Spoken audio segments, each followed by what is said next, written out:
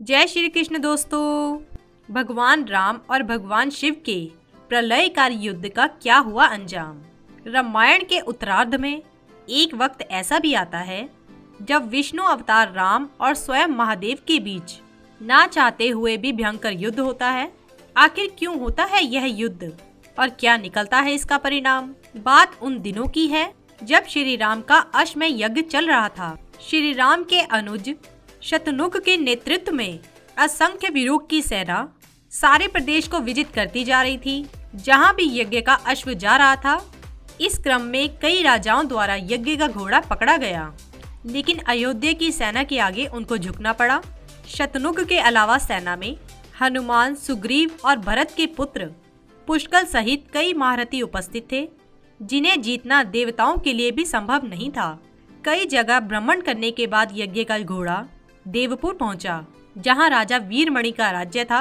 राजा वीरमणि अत्यंत धर्मनिश्चित तथा महादेव के अनन्य भक्त थे। उनके दो पुत्र रूपमांगत और शुभमांगत वीरों में श्रेष्ठ थे। राजा वीरमणि के भाई वीर सिंह भी एक महारथी थे। राजा वीरमणि ने भगवान रुद्र की तपस्या कर उन्हें प्रसन्न किया था और महादेव ने उनकी और उनके पूरे राज्य की रक्षा का वरदान दिया था। महादेव के द्वारा रक्षित होने के कारण कोई भी उनके राज्य पर आक्रमण करने का साहस नहीं कर पाया। जब घोड़ा उनके राज्य में पहुंचा तो राजा वीरमणि के पुत्र रुकमांगत ने उन्हें बंदी बना लिया और अयोध्या के साधारण सैनिकों से कहा कि उनके यज्ञ का घोड़ा उनके पास है, इसलिए वह जाकर शत्रुघ्न से कहें विधिवत युद्ध कर वो अपना अश्व छुड़ा ले। जब रुमांगत ने ये सूचना अपने पिता को दी तो वह बड़े चिंतित हुए और अपने पुत्र से कहा कि अनजाने में तुमने श्री राम के यज्ञ का घोड़ा पकड़ लिया है। श्री राम हमारे मित्र हैं और उनसे शत्रुता करने का कोई औचित्य नहीं है, इसलिए तुम यज्ञ का घोड़ा वापस लौटाओ। इस पर रुकमांगत ने कहा कि हे पिताश्री, मैंने तो उन्हें युद्ध की चुनौती भी दे दी है, अतः उन्हें बिना युद्ध के अश्व लौटाना हमारा और उनका दोनों का अपमान होगा। अब तो जो हो गया है उसे बदला नहीं जा सकता, इसलिए आप मुझे युद्ध की आज्ञा दें। पुत्र की बात सुनकर वीरमणि ने उसे सेना सुचेज्य करने की आज्ञा दे दी। राजा वीरमणि अपने भाई वीर सिंह और अपने दोनों पुत्र रूपमांगत और शुभांगत के साथ विशाल सेना लेकर युद्ध क्षेत्र में आ गए। इधर जब शत्रुघ्न को सूचना मिली कि उनके यज्ञ का घोड़ा बंदी बना लिया गया है, तो वह बहुत क्रोधित हुए और अपनी पूरी सेना के साथ युद्ध के लिए युद्ध क्षेत्र में आ गए और उन्होंने पूछा कि उनकी सेना से कौन अश्व को छुड़ाएगा। तो भरत पुत्र पुष्कल ने कहा कि पिताश्री, आप चिंता ना करें, आपके आशीर्वाद और श्री राम के प्रताप से मैं आज ही इन सभी योद्धाओं को मारकर अश्व को मुक्त करता हूँ। वे दोनों इस प्रकार बात कर रहे थे, तब पवन पुत्र हनुमान ने कहा कि राजा वीरमणि के राज्य पर आक्रमण करना स्वयं परम पितृ ब्रह्मा के लिए भी कठिन है, क्योंकि यह नगरी महाकाल द्वारा रक्षित है। अतः उचित यही होगा कि पहले हमें बातचीत द्वारा राजा वीरमणि को समझाना चाहिए। अगर हम ना समझा पाए तो हमें श्री राम को सूचित करना चाहिए। राजा वीरमणि श्री राम का बहुत आदर करते हैं, इसलिए वह उनकी बात नहीं टाल पाएंगे। हनुमान की बात सुनकर शत्रुघ्न बोले कि हमारे रहते हुए श्री राम को युद्ध भूमि में आना पड़े, ये हमारे लिए अत्यंत लज्जा की बात है। अब जो भी हो, हमें युद्ध तो करना ही पड़ेगा। यह कहकर वे सेना सहित युद्ध भूमि में पहुंच गए। भयानक युद्ध छिड़ गया। भरत पुत्र पुष्कल सीधा जाकर वीरमणि से छिड़ गया। दोनों अतुल्य वीर थे। वे दोनों तरह तरह के शस्त्रों का प्रयोग करते हुए युद्ध करने लगे। हनुमान राजा वीरमणि के भाई महापराक्रमी वीर सिंह से युद्ध करने लगे। रूपमांगत और शुभांगत ने शत्रुघ्न पर धावा बोल दिया। पुष्कल और वीरमणि में बड़ा घमासान युद्ध हुआ। अंत में पुष्कल ने वीरमणि पर 8 नराण बाणों से वार किया। इस वार को राजा वीरमणि सह नहीं पाए और मूर्छित होकर अपने रथ पर गिर पड़े। वीर सिंह ने हनुमान पर कई अस्त्रों का प्रयोग किया, पर उन्हें कोई हानि नहीं पहुंचा सके। हनुमान ने एक निकट पेड़ से वीर सिंह पर वार किया, जिससे वीर सिंह रक्तमोमन करते हुए मूर्छित हो गए। उधर श्री शत्रुघ्न और राजा वीरमणि के पुत्रों में असाधारण युद्ध चल रहा था। अंत में कोई चारा न देखकर शत्रुघ्न ने दोनों भाइयों को नागवास में बांध लिया। अपनी विजय देखकर शत्रुघ्न की सेना के सभी वीर सिंहनाद करने लगे। उधर राजा वीरमणि की मूर्छा दूर हुई तो उन्होंने देखा उनकी सेना हार के कगार पर है। यह देखकर उन्होंने भगवान रुद्र का स्मरण किया। महादेव ने अपने भक्त को मुसीबत में जानकर वीरभद्र के नेतृत्व में नंदी सहित सारे गणों को युद्ध क्षेत्र में भेज दिया। महाकाल के सारे अनुचर महाकाल की जय जयकार करते हुए अयोध्या की सेना पर टूट पड़े। शत्रुघ्न, हनुमान और बाकी योद्धाओं को लगा जैसे प्रलय आ गया हो। जब उन्होंने भयानक मुख वाले रुद्र अवतार वीरभद्र, नंदी, भंगी, महादेव सहित सेना देखी तो सारे सैनिक भय से कांप उठे।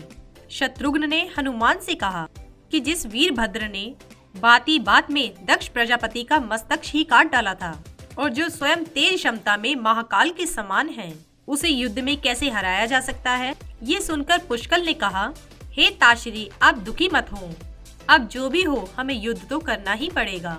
यह कहता हुआ पुष्कल वीरभद्र से, हनुमान, नंदी से और शत्रुघ्न, भंगी से जा भिड़े।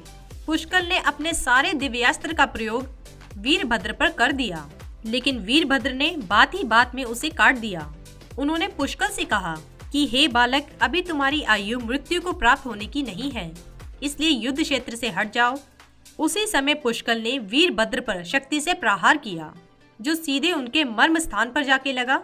इसके बाद वीरभद्र ने क्रोध से थरथराते हुए पुष्कल का मस्तक काट दिया और भयानक सीनाद किया। उधर भृंगी आदि गणों ने शत्रुघ्न पर भयंकर आक्रमण कर दिया। अंत में भृंगी ने महादेव के दिए पाश में शत्रुघ्न को बांध दिया।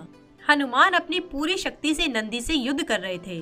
उन दोनों ने ऐसा युद्ध किया जैसे पहले कभी किसी ने न किया। दोनों ही श्री राम के भक्त थे और महादेव के तेज से उत्पन्न हुए थे। काफी देर लड़ने के बाद कोई और उपाय न देखकर नंदी ने शिवास्त्र का प्रयोग कर हनुमान को पराभूत कर दिया। अयोध्या की सेना की हार देखकर राजा वीरमणि की सेना में जबरदस्त उत्साह आ गया और वे बाकी बचे सैनिकों पर टूट पड़े। ये देखकर हनुमान ने शत्रुघ्न से कहा कि मैंने आपसे पहले ही कहा था कि ये नगरी महाकाल द्वारा रक्षित है, लेकिन आपने मेरी बात नहीं मानी। अब इस संकट से बचाव का एक ही उपाय है कि हम सब श्री राम को याद करें। ऐसा सुनकर सारे सैनिक शत्रुघ्न, पुष्कल एवं हनुमान सहित श्री राम को याद करने लगे। अपने भक्तों की पुकार सुनकर श्री राम तत्काल ही लक्ष्मण और भरत के साथ वहां आ गए। अपने प्रभु को आया देख सभी आश्चर्यचकित हो गए एवं सबको ये विश्वास हो गया, अब तो हमारी विजय निश्चित है। श्री राम के आने पर जैसे पूरी सेना में प्राण का संचार हो गया। श्री राम ने सबसे पहले शत्रुघ्न को मुक्त कराया और उधर लक्ष्मण ने हनुमान को मुक्त करा दिया। जब श्री राम, लक्ष्मण और भरत ने देखा कि पुष्कल मृत्यु को प्राप्त हो चुके हैं, तो उन्हें बड़ा दुख हुआ। भरत शोक में मूर्छित हो गए। श्री राम ने क्रोध में आकर वीरभद्र से कहा कि तुमने जिस प्रकार पुष्कल का वध किया है, उसी प्रकार अब अपने जीवन का भी अंत समझो। ऐसा कहकर श्री राम ने सभी सेना के साथ शिव गणों पर धावा बोल दिया। जल्द ही उन्हें ये पता चल गया कि शिव गणों पर साधारण अस्त्र बेकार हैं, इसलिए उन्होंने महान श्री विश्वामित्र द्वारा प्रदान किए दिव्यास्त्रों से वीरभद्र और नंदी सहित सारी सेना को विदीर्ण कर दिया। श्री राम के प्रताप से वार ना पाते हुए सारे गणों ने एक स्वर में महादेव का आवाहन शुरू किया। जब महादेव ने देखा कि उनकी सेना बड़े कष्ट में है, तो वह स्वयं युद्ध क्षेत्र में प्रकट हुए। इस अद्भुत दृश्य को देखने के लिए परम पिता ब्रह्मा सहित सारे देवता आकाश में स्थित हो गए। जब महाकाल ने युद्ध क्षेत्र में प्रवेश किया, तब उनके तेज से श्री राम की सारी सेना मूर्छित हो गई। जब श्री राम ने देखा कि स्वयं महादेव रण क्षेत्र में आए हैं, तो उन्होंने शस्त्र का त्याग कर भगवान रुद्र को दंडवत प्रणाम किया और उन्होंने महाकाल की स्तुति करते हुए कहा कि हे सारे ब्रह्मांड के स्वामी, आपके ही प्रताप से मैंने महापराक्रमी रावण का वध किया। आप स्वयं ज्योतिर्लिंग में रामेश्वरम में पधारे। हमारा जो भी फल है वो भी आपके आशीर्वाद के फलस्वरूप ही है। ये जो मैंने अश्विनी यज्ञ किया है वो भी आपकी ही इच्छा से हो रहा है, इसलिए हम पर कृपा करें और इस युद्ध का अंत करें। ये सुनकर भगवान रुद्र बोले कि हे राम, आप स्वयं विष्णु के दूसरे रूप हैं। मेरी आपसे युद्ध करने की कोई इच्छा नहीं है, फिर भी जो कि मैंने अपने भक्त वीरमणि को उसकी रक्षा का वरदान दिया है, इसलिए मैं इस युद्ध से पीछे नहीं हट सकता। अतः संकोच छोड़कर आप युद्ध करें। श्री राम ने इसे महाकाल की आज्ञा मानकर युद्ध करना शुरू कर दिया। दोनों में महान युद्ध छिड़ गया। जिसे देखने देवता लोक आकाश में स्थित हो गए। श्री राम ने अपने सारे दिव्यास्त्रों का प्रयोग महाकाल पर कर दिया, पर उन्हें संतुष्ट नहीं कर सके। अंत में उन्हें पतुपताश अस्त्र का अनुसंधान किया और भगवान शिव से बोले कि हे प्रभु, आपने ही मुझे ये वरदान दिया है कि आपके द्वारा पृथक इस अस्त्र से कोई पराजित हुए बिना नहीं रह सकता। इसलिए हे महादेव, आपकी ही आज्ञा और इच्छा से मैं इस अस्त्र का प्रयोग आप पर ही करता हूँ। यह कहते हुए श्री राम ने वो महान दिव्या अस्त्र महादेव पर चला दिया। वो अस्त्र सीधा महादेव के हृदय में समा गया और भगवान रुद्र इससे संतुष्ट हो गए। उन्होंने प्रसन्नता पूर्वक श्री राम से कहा कि आपने मुझे युद्ध में संतुष्ट किया है, इसलिए जो इच्छा हो वर मांग लो।